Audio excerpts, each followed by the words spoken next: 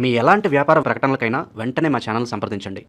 ప్రస్తుతం మనతో పాటు ప్రముఖ ఆధ్యాత్మికవేత్త, ఆస్ట్రాలజర్, దత్తాత్రేయ గణపతి భాషకులు మురళీధర్ శర్మ గారు ఉన్నారు. 2026 ఓవరాల్గా కన్యా రాశి వాళ్ళకి ఏ విధంగా ఉండబోతుంది గురువుగారు మాటలోనే అడిగి తెలుసుకుందాం. నమస్కారం గురుగారు. మహాదేవ. 2026 ఓవరాల్గా కన్యా రాశి వాళ్ళకి ఏమన్నా స్పెసిఫిక్గా మంచి యోగాలు ఏమన్నా ఉన్నాయా, లేదంటే టఫ్ టైమే నడుస్తుందా ఈ సంవత్సరం? ఓవరాల్గా ఎలాంటి జాగ్రత్తలు చెప్తారు? ఒక మాటలో చెప్పాలంటే ఈ సంవత్సరం కన్యా రాశి వాళ్ళకి ఎలా ఉంటుంది గురుగారు? ఒక్క మాటలో ఎట్లా చెప్పొస్తుంది బాబు మణికంఠ గారు. కనుక కన్యా రాశి వారు అంటేనే ఒక 10 రకాల మనస్తత్వం, 10 రకాల మైండ్ సెట్ ఉంటుంది. వారికి ఒక మాటలో చెప్తే అయ్యో అనుకుంటారు. కనుక వారికి అర్థమయ్యే విధంగా మనం చెప్పుదాం. ముఖ్యంగా కన్యా రాశి వారు ఎవరైతే ఉన్నారో వీరికి చాలా అత్యంత అద్భుతమైనటువంటి పరిస్థితులు ఉండబోతున్నాయి అని చెప్పడం జరుగుతూ ఉన్నది. ఫస్ట్ హాఫ్, సెకండ్ హాఫ్ అంటారు ఓవరాల్ కొత్త సంవత్సరంలో? First half. సెకండ్ హాఫ్ మాత్రం డేంజర్ జోన్, మామూలు డేంజర్ జోన్ కాదు, అదిగా చెప్తా. అది ఫస్ట్ హాఫ్ అంతా కూడా చాలా అత్యంత అద్భుతంగా వెళ్ళబోతున్నది. ఇప్పుడు ఇక్కడ నుండి అమెరికా ప్రయాణం అనుకున్నాం. ఇక్కడ నుండి అమెరికా ప్రయాణం అయితే మధ్యలో దుబాయ్, ఓకే, అక్కడ ఫ్లైట్ చేంజ్ అవ్వడము ఉంటుంది చాలా మటుకు కొన్ని సందర్భాలలో. అట్లా ఇక్కడ నుంచి దుబాయ్ దాకా చాలా అత్యంత అద్భుతంగా వీరి ప్రయాణం ఉంటుంది. జనవరి నుండి మనకు జూన్ వరకు, ఎప్పుడైతే జూలై ఎంటర్ అవుతుందో ఆగస్ట్ ఇంకా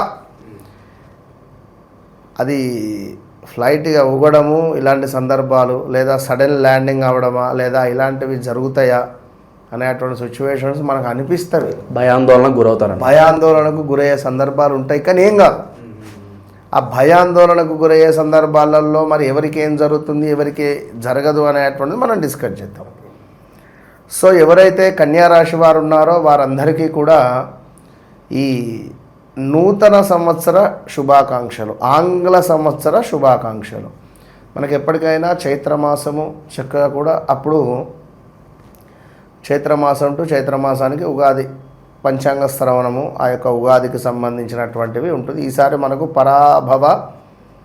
పరాభవ నామ సంవత్సరము, విశ్వావసు నామ సంవత్సరము అయిపోయింది. పరాభవ నామ సంవత్సరము మనకు ఏప్రిల్లో మొదలు కాబోతున్నది ఈ యొక్క చైత్రమాసంతో. మరి పరాభావం అంటేనే ఏమిటి? అపజయాలు.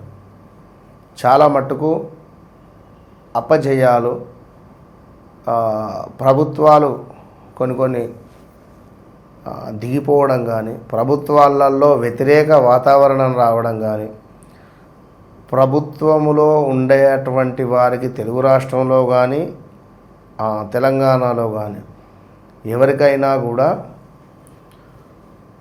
అంటే తెలుగు రాష్ట్రాలంటే మనకు ఆంధ్ర, తెలంగాణ, లైక్ ఏదైనా వీరికి చాలా మైనస్ వాతావరణం అయితే ఉంటుంది అక్కడ ఇక్కడ.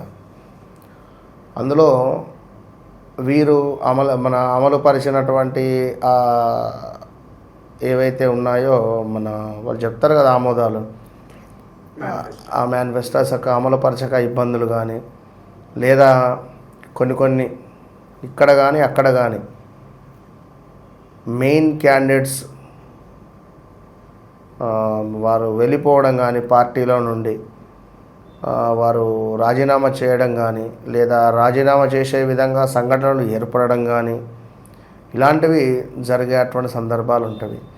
ఇక ఎవరైతే పా అక్షరంతో ఉండేటువంటి వారికి ఈ ఆగస్టు తర్వాత నుండి చాలా నెగిటివ్ ఇంపాక్ట్ అనేటువంటిది ఉంటుంది. విపరీతమైనటువంటి నెగిటివ్ ఇంపాక్ట్. ఇన్ని రోజులు ఏ విషయం అయితే బయటపడద్దు అని సీక్రెట్గా దాచారో ఆ విషయాలు బయటపడే ఛాన్సెస్ ఉన్నవి. పా అక్షరంతో ఉండేటువంటి పేరు కలిగినటువంటి వారు, అది పాకిస్తాన్ కానీ, ఒక మనిషి పవన్ కావచ్చును, లేదా ఒక ఎవరైనా పాక్షరం పావని కావచ్చును, లేదా ఇలాంటి పేర్లతో కలిగినటువంటి ఇలాంటి పేర్లు ఉన్నటువంటి వారికి పెను సంచలనాలు ఏర్పడబోతూ ఉన్నవి. రెండో చాప్టర్ 2. చాప్టర్ 1 వచ్చేసి జనవరి టు జూన్, జూలై నుంచి డిసెంబర్ చాప్టర్ 2. ఈ చాప్టర్ 2లో తీవ్రమైనటువంటి మనకు అదేమిటి వ్యతిరేక ధోరణి ఉండడము, వివాహ ప్రయత్నాలు ఎవరైతే చేసి అలసిపోయి ఉన్నారో, ఒకవేళ ఈ 2026 ఈ జూన్ జూలై లోపు సెట్ అయితే సంతోషం, ఇది దాటితే ఇబ్బంది. ఇట్లా ఒక అద్భుతమైనటువంటి కంపెనీ ఉన్నది.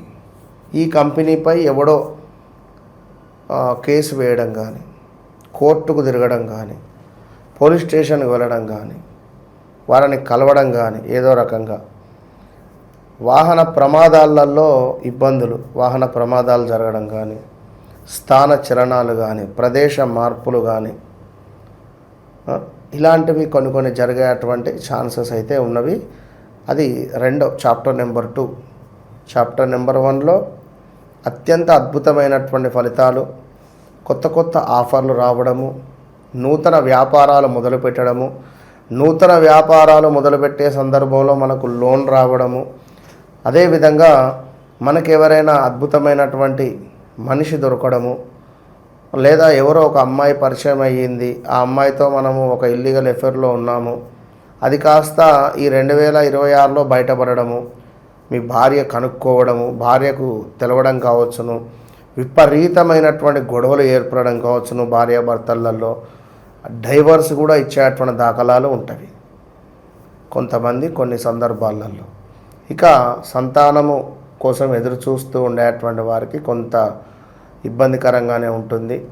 సో వారి వ్యక్తిగత జాతకంలో ఒకవేళ లక్ష్మీ స్థానాలు అనేటువంటి ఉంటవి, అవి కనుక ఆ అధిపతులు కానీ వాటిపై ఏమైనా దృష్టి ఉన్నా, శుభగ్రహాల దృష్టి ఉన్నా కూడా ఈ కన్యారాశి వారికి అద్భుతమైనటువంటి ఫలితాలు కనబడుతూ ఉన్నవి. ఇక ఎవరైతే కన్యారాశి వారు ఉన్నారో నూతన పెట్టుబడులు కానీ, నూతన వ్యాపారాలు కానీ మొదలుపెట్టే క్రమంలో 1కి 2 సార్లు మీ జన్మజాతకాన్ని చెక్ చేసుకొని ముందుకు వెళ్ళండి. 8వ తారీఖు, 17వ తారీఖు, 26వ తారీఖు జన్మించినటువంటి వారు చాలా జాగ్రత్త. నూతన వ్యాపారాలు, నూతన పెట్టుబడులు, ఒకవేళ వివాహానికి వెళుతూ ఉన్న ఆ అమ్మాయిది కానీ అబ్బాయిది కానీ వ్యక్తిగత చార్ట్ను 1కి 2 సార్లు చెక్ చేసుకొని ముందుకు వెళితే అద్భుతమైన ఫలితాలు అయితే ఉంటాయి. శత్రువుల పరిస్థితి ఏంటి గురుగారు? వాళ్ళ నుంచి ఇబ్బందికర వాతావరణం ఏమైనా ఉంటుందంటారు? తప్పకుండా చెప్పే కదా, 2026లో మనకు ఈ యొక్క ఆగస్టు నుండి విపరీతమైనటువంటి నరఘోష, నర సంబంధిత చెడు దృష్టి మాత్రం ఉంటుంది. ఇప్పుడు గత 2-3 సంవత్సరాల క్రితం చేసినటువంటి తప్పులు కూడా ఇప్పుడు బయటపడతాయి. అసలు ఏంటిది అనేటువంటిది.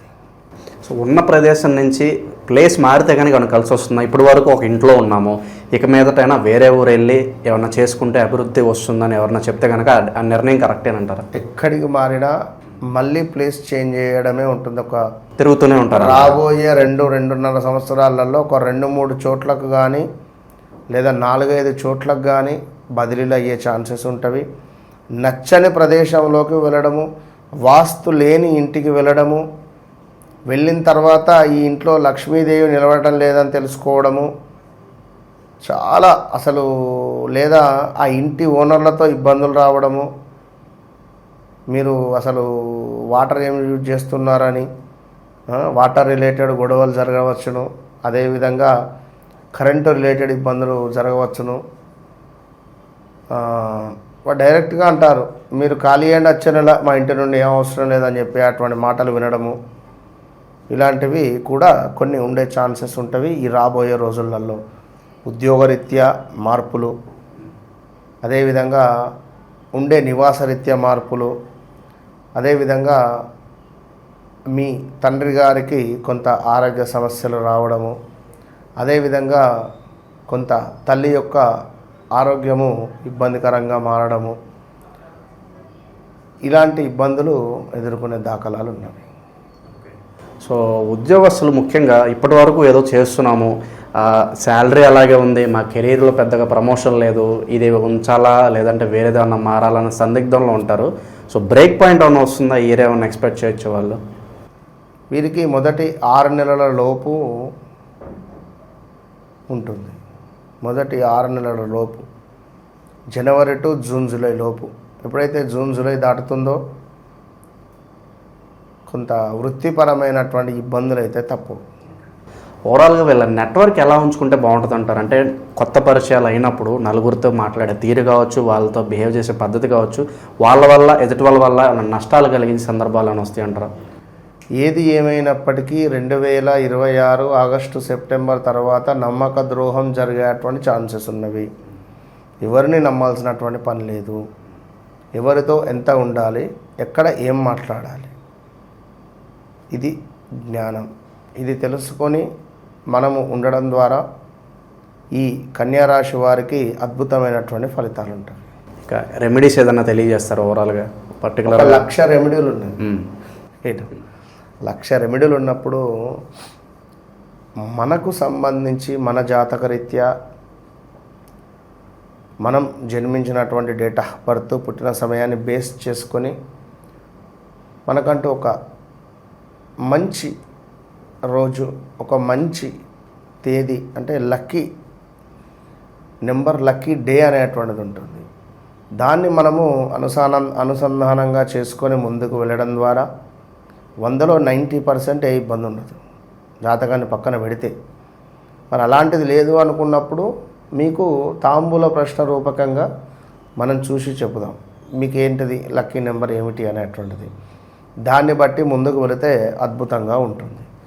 సో ఓవరాల్గా ఎవరైతే కన్యా రాశి వారు ఉన్నారో వారి వ్యక్తిగత జాతకాన్ని చూసుకొని నడిచే అటువంటి దశ అంతర్దశలను బేస్ చేసుకొని ఆ రెమెడీస్ చేసుకోవడం ద్వారా మంచి ఫలితాలు ఉంటాయి. ఇప్పుడు కుజుని దశ ఉంది, కుజుడు నీచలో ఉన్నాడు, మనకి పగడ ఉంగరం పెడితే ఇంకా అప్పులపాలవుతాడు.